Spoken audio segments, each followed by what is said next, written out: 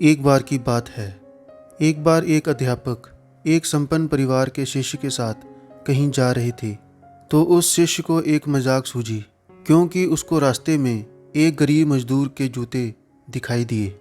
उसने अध्यापक से कहा, गुरुजी, अगर हम इन जूतों को छुपा दें तो कितना मज़ा आएगा।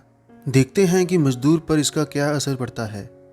अब उसको तो मजाक सूझ रहा था, लेकिन गुरुजी ने कहा कि नहीं, गरीब इंसान के साथ इस तरह का भद्दा मजाक करना ठीक नहीं है। उसने कहा, क्यों ना हम इन जूतों में कुछ सिक्के डाल दें और देखें कि इसका इस गरीब मजदूर पर क्या प्रभाव पड़ता है। उसने ऐसा ही किया। जैसे ही मजदूर अपना काम करके लौटा और उसने एक पाँव अपने जूते में डाला, तो उसको कुछ कठोर सा महसूस हुआ। उसने अंदर हाथ डाला तो उसको कुछ सिक्के दिखाई दिए। वो थोड़ा आश्चर्य में पड़ गया। आसपास किसी को देखा तो कोई भी दिखाई नहीं दिया। वापस उसने दूसरा पैर अपने जूते में डाला और वापस उसको उसमें कुछ सिक्के दिखाई दिए। अब दोनों जूतों के सिक्कों को उसने अपने हाथों में रखा और प्रभु की तरफ इशारा किया कि हे प्रभु, पता नहीं किस भले मनुष्य ने यह सिक्के मेरे जूतों में छिपाए हैं, लेकिन जिसने भी छुपाए हैं उसको मेरी दुआ है, ताकि इन पैसों से मैं अपने बच्चों और पत्नी के लिए कुछ खाना और दवाइयाँ ला सकूं। और इतना बोलकर वह चला गया। इस बात को शिष्य और अध्यापक दोनों सुन रहे थे।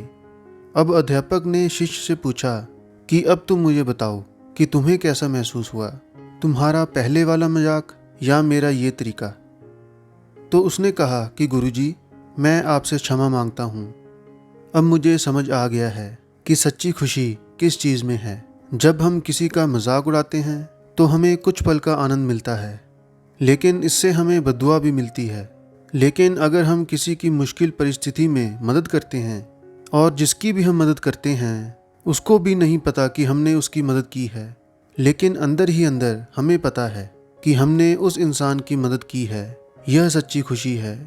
जब हम दूसरों को खुशी देते हैं तो हमें सच्ची खुशी मिलती है। तो इसी तरह खुशियाँ बांटते रहिए, लोगों की मदद करते रहिए और दान करते रहिए। जिसके भी आप काबिल हों, जितना भी आपसे बन पड़े दान करें, लेकिन दान जरूर करें।